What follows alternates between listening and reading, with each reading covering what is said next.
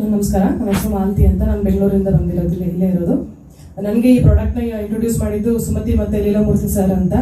So ನನಗೆ severe ಆಗಿ gastric ಮತ್ತೆ ಅಸಿಡಿಟಿ ಪ್ರಾಬ್ಲಮ್ ಇತ್ತು. ನನಗೆ ಅದು ಏನಕ್ಕೆ ಬಂತು ಅಂದ್ರೆ, ನನಗೆ ಗಾಲ್ನಲ್ಲಿ ಸ್ಟೋನ್ಸ್ ಇತ್ತು.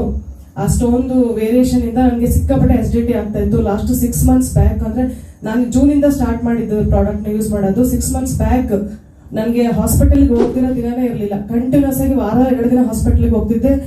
ಕಾರಣ ಏನಂದ್ರೆ, ಅಸಿಡಿಟಿ ಕಮ್ಮಿ ಆಗಕ್ಕೆ ಇಂಜೆಕ್ಷನ್ಸ್ ತಗೊಂತಿದ್ದೆ. ಟ್ಯಾಬ್ಲೆಟ್ಸ್ ಅಲ್ಲೆಲ್ಲ ಕಂಟ್ರೋಲ್ ಆಗ್ತಿರ್ಲಿಲ್ಲ ನನಗೆ. ಅಷ್ಟು ಪೀಕಲ್ಲಿ ಹೋಗ್ಬಿಟ್ಟಿತ್ತು ನನಗೆ ಅದು. ಸೊ ಡಾಕ್ಟರ್ ಹೇಳಿದ್ರು, ಬುಕ್ ಎಲ್ಲ ಚೆಕ್ ಮಾಡಿದ್ರು, ನೋಡಿದ್ರು, ಮೇಡಮ್ ಆಲ್ರೆಡಿ 4 months ಇಂದ ನೀವು ಸುಮಾರು ಇಂಜೆಕ್ಷನ್ಸ್ ತಗೊಂಡಿದ್ದೀರಾ, ದಯವಿಟ್ಟು ಸ್ಟಾಪ್ ಮಾಡಿ, ಏನಾದ್ರು ಟ್ಯಾಬ್ಲೆಟ್ ಎಲ್ಲ ಮ್ಯಾನೇಜ್ ಮಾಡಿ, ನರಕ್ಕೆ ನಾವು ಇಂಜೆಕ್ಷನ್ ಕೊಡ್ತೀವಿ ನಿಮಗೆ ಅಂತಂದ್ರು. ಸೊ ಆಯುರ್ವೇದಿಕ್ ತಗೊಂಡೆ. ಇಂಗ್ಲಿಷ್ ಮೆಡಿಸಿನ್ಸ್ ಬೇಡ, ಎಫೆಕ್ಟ್ ಆಗುತ್ತೆ ಅಂತ ಆಯುರ್ವೇದಿಕ್ ತಗೊಂಡೆ.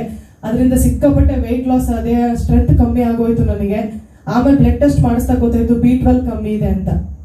ಸೊ ಇದೆಲ್ಲ ಏನಕ್ಕೆ ಅಂದ್ರೆ, ಇದು ಇವತ್ತು ನಾಳೆದಲ್ಲ, ಓಕೆನಾ. ಅದು ಬಂದಿದ್ದಂಗೆ ಸುಮಾರು ದಿವಸದಿಂದ ಬಂದಿತ್ತು. ಸೊ ನನಗೆ ಈ ಪ್ರಾಡಕ್ಟ್ ತಗೊಂಡಾದ್ಮೇಲೆ ನಾನು ಸ್ಟಾರ್ಟಿಂಗ್ ಇಂದ ಯೂಸ್ ಮಾಡಿದ್ದು ಒಂದು ರೆಸ್ಟ್ ಬ್ಯಾಂಡ್, ಅದಾದ್ಮೇಲೆ ನೀರು ಮತ್ತೆ ಬೆಡ್, ಕಂಟಿನ್ಯೂಸ್ ಆಗಿ ಎಲ್ಲದನ್ನು ಯೂಸ್ ಮಾಡಿದೆ. ಏನಕ್ಕೆ ಅಂದ್ರೆ, ನನಗೆ ಮೆಡಿಸಿನ್ ತಗೊಳಕ್ ಇಷ್ಟ ಇರ್ಲಿಲ್ಲ. ಕಂಟಿನ್ಯೂಸ್ ಆಗಿ ನೀರು ಒಂದೇ ಒಂದು ತಿಂಗಳಲ್ಲಿ ನನಗೆ ಗ್ಯಾಸ್ಟ್ರಿಕ್ ಪ್ರಾಬ್ಲಮ್ ಅನ್ನೋದು ಪೂರ್ಣ ಕಂಪ್ಲೀಟ್ ಆಗ್ಬಿಡ್ತು ಒಂದೇ ಒಂದು ತಿಂಗಳಲ್ಲಿ. ಆಮೇಲೆ B12 ಕಮ್ಮಿ ಇರೋದ್ರಿಂದ ಸಿವಿಯರ್ ಬಾಡಿ ಪೇನ್ಸ್ ಬರೋದು ನನಗೆ. ಹೆಂಗೆ ಅಂತಂದ್ರೆ, ಇವಾಗ ಅವ್ರು ಹೇಳಿದ್ರು ಬೆನ್ನೋವು ಅಂತ, ನನಗೂ ಸೇಮ್ ಹಂಗೆ ಬೆನ್ನೋವು ಇತ್ತು. ಅದು B12 ಬಂದಾದ್ಮೇಲೆ ಜಾಸ್ತಿ ಆಗೋಯ್ತು ನನಗೆ ಪೇನ್ ಅನ್ನೋದು. ಸೊ ಅದು ನನ್ನ ಬೆಡ್ ಮೇಲೆ ಮಲಗೋದ್ರಿಂದ, ಮಲಗಿ ಎದ್ರೆ ಬೆಳಗ್ಗೆ ಎದ್ದ ತಕ್ಷಣ ಎಷ್ಟು ಬಾಡಿ ಪೇನ್ ಇರೋದು, ಆ ಬಾಡಿ ಪೇನ್ ಏನು ಇರಲ್ಲ ನನಗೆ. ಇವಾಗ ಎನರ್ಜೆಟಿಕ್ ಆಗಿರ್ತೀನಿ ಇಡೀ ದಿನ. ಕಂಟಿನ್ಯೂಸ್ ಆಗಿ 4 to 5 hours ಕೆಲಸ ಮಾಡಿದ್ರು ಕೂಡ ನನಗೆ ಎನರ್ಜಿ ಲಾಸ್ ಆಗೋದೇ ಇಲ್ಲ ಸರ್.